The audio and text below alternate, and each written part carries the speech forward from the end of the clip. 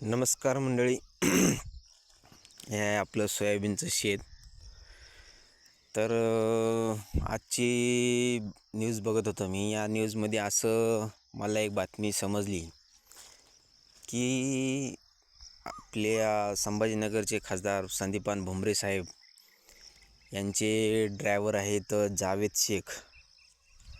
यांना 500 कोटीचे मालक आहेत. त्यांना इन्कम टॅक्सची नोटीस आली आहे.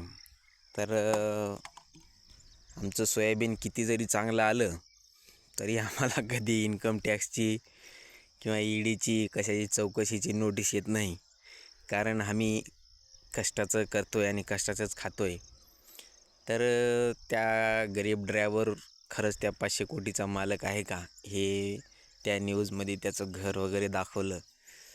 तो देखील सामान्य दिसतो आहे, पण असं असामान्य कर्तृत्व 500 कोटीचा मालक कसा झाला आहे काय माहीत. धन्यवाद.